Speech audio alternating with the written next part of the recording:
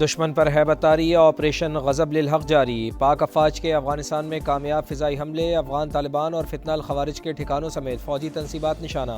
قندھار میں technical support infrastructure equipment storage بھی ملیامٹ۔ Security ذرائع کے مطابق انفراسٹرکچر اور اکوپمنٹ اسٹوریج افغان طالبان اور دہشت گرد استعمال کرتے تھے۔ کارروائی 14 اور 15 مارچ کی درمیانی شب کی گئی۔ اہداف کے حصول تک آپریشن غضب للحق جاری رکھنے کا عزم۔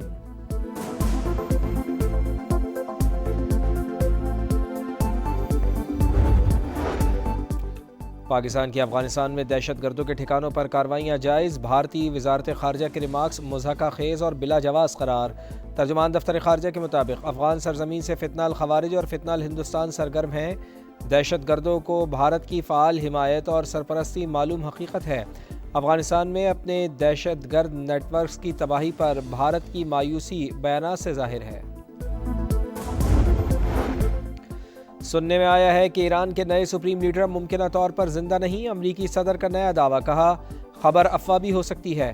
ایران کے ساتھ معاہدہ کرنے سے انکار، بولے ایران ابھی ہماری شرائط پر ڈیل کے لیے تیار نہیں۔ خارق جزیرہ مکمل طور پر تباہ کر دیا، آبنائے ہرمز کھلوانے کے جتن، اتحادیوں اور دوست ممالک کو مدد کے لیے پکارنے لگے، کہا امید ہے کہ برطانیہ، چین، جاپان، فرانس، جنوبی کوریا اور دیگر ممالک جنگی جہاز بھیجیں گے۔ آبنائے ہرمز کے ذریعے تیل حاصل کرنے والے ممالک خیال رکھیں، امریکہ مدد کرے گا۔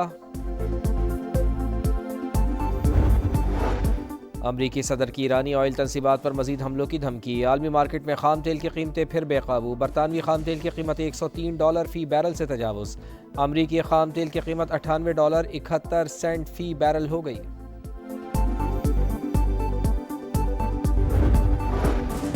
امریکہ اور اسرائیل کے ایران پر حملے جاری، تہران اور شیراز پر بمباری، آگ بھڑک اٹھی۔ اسرائیل کی لبنان پر بھی وحشیانہ بمباری جاری، بچے سمیت مزید 14 شہری شہید، 7 افراد زخمی۔ ایران کا جوابی وار، UAE میں الزفرہ، فجیرہ، جفیر میں امریکی اڈوں پر حملے، عراق میں اربیل آئل ریفائنری پر ڈرون حملہ، امریکہ کی شہریوں کو عراق چھوڑنے کی ہدایت، کویت کا انٹرنیشنل ایئرپورٹ بھی حملوں کی زد میں۔ قطری وزارت دفاع کا 4 بیلسٹک میزائل اور ڈرونز تباہ کرنے کا دعویٰ، سعودی عرب نے بھی 2 ڈرونز تباہ کیے۔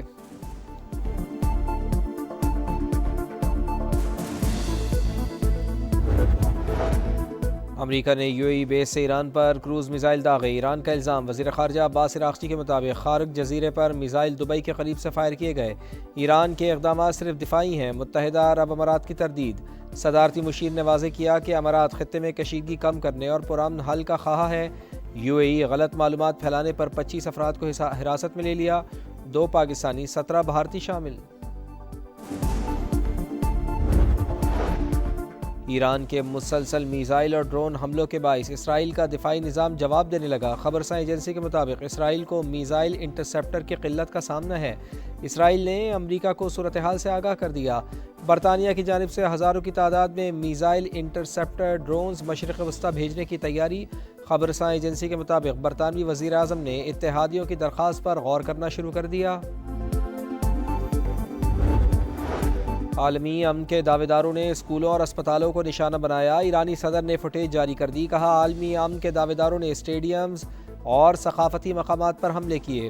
تہران میں ایران کے دفاعی کونسل کے سیکرٹری اور مرحوم سپریم لیڈر کے فوجی مشیر علی شمخانی کی نماز جنازہ ادا، بڑی تعداد میں شہریوں اور حکام کی شرکت۔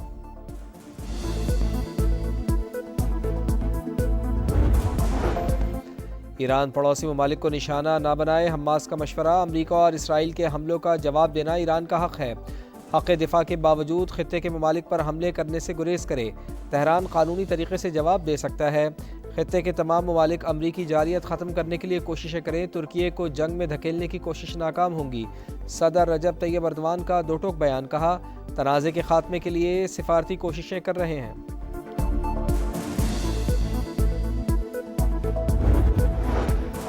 وفاقی حکومت کا پیٹرول اور ڈیزل پر پیٹرولیم لیوی برقرار رکھنے کا فیصلہ، نوٹیفیکیشن جاری، مٹی کا تیل $39.20 فی لیٹر مہنگا۔ وزارت توانائی کے مطابق وفاقی حکومت پیٹرول اور ڈیزل کی قیمتیں برقرار رکھ کر 23 ارب روپے کی سبسڈی ادا کرے گی۔ خطے میں جنگ کے اثرات سے بچاؤ کے لیے اقدامات، وزیر اعظم کی زیر صدارت جائزہ اجلاس میں بچت پلان پر غور، کفایت شعاری اور ایندھن بچت اقدامات کا باضابطہ نوٹیفیکیشن جاری۔ خود مختار اداروں کے ملازمین کی تنخواہوں میں سے 2 ماہ کے لیے کٹوتی ہوگی، عوامی ریلیف کے لیے استعمال کی جائے گی، سادگی اور کفایت شعاری کے احکامات پر عمل درآمد کرائے جائے۔ وزیر اعظم کی تمام سفارت خانوں کو 23 مارچ کی تقریبات انتہائی سادگی سے منانے کی ہدایت۔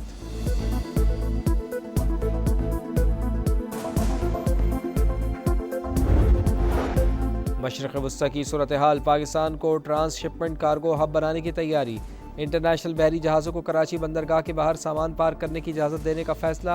چیئرمین کے پی ٹی ایڈمرل ریٹائرڈ شاہد احمد کی سما سے گفتگو، کہا پاک نیوی شپنگ لائنز کو سیکیورٹی فراہم کر رہی ہے، ہفتے میں 2 دن کراچی کی بندرگاہ پر ٹرانس شپمنٹ کارگو کے جہازوں کی آمد و رفت ہوگی۔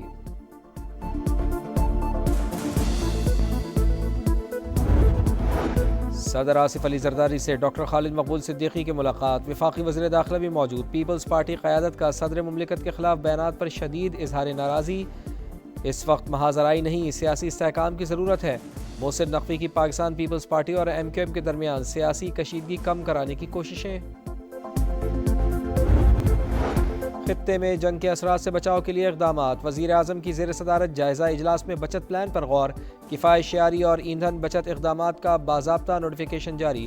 خود مختار اداروں کے ملازمین کی تنخواہوں میں سے 2 ماہ کے لیے کٹوتی ہوگی، عوامی ریلیف کے لیے استعمال کی جائے گی، سادگی اور کفایت شعاری کے احکامات پر عمل درآمد کرائے جائے۔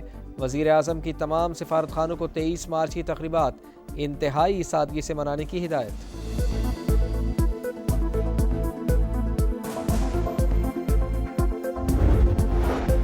مشرق وسطی کی صورتحال، پاکستان کو ٹرانس شپمنٹ کارگو ہب بنانے کی تیاری، انٹرنیشنل بحری جہازوں کو کراچی بندرگاہ کے باہر سامان پارک کرنے کی اجازت دینے کا فیصلہ۔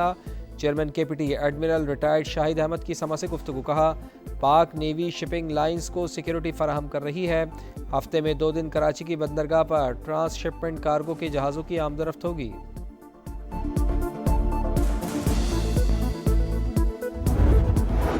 صدر آصف علی زرداری سے ڈاکٹر خالد مقبول صدیقی کی ملاقات، وفاقی وزیر داخلہ بھی موجود۔ پیپلز پارٹی قیادت کا صدر مملکت کے خلاف بیانات پر شدید اظہار ناراضی، اس وقت محاذ آرائی نہیں، سیاسی استحکام کی ضرورت ہے۔ محسن نقوی کی پاکستان پیپلز پارٹی اور ایم کیو ایم کے درمیان سیاسی کشیدگی کم کرانے کی کوششیں۔ اسلاموفوبیا کے تدارک کا آج عالمی دن، پاکستان سمیت مسلم امہ سنگین مسئلے کو عالمی سطح پر اجاگر کرنے کے لیے کوشاں۔ اسلام کو انتہا پسند خیالات سے منسوب کرنا لاعلمی ہے، صدر مملکت اور وزیر اعظم کے پیغامات، مذہبی تنوع کے احترام اور رواداری کی ضرورت پر زور۔ مشرق وسطی کشیدگی کا عالمی کھیلوں پر بھی اثر، ایران جنگ کے باعث فارمولا 1 کی 2 بڑی ریسیں منسوخ، انتظامیہ کے مطابق بحرین اور سعودی عرب گرینڈ پریکٹس مقابلے اپریل میں نہیں ہوں گے۔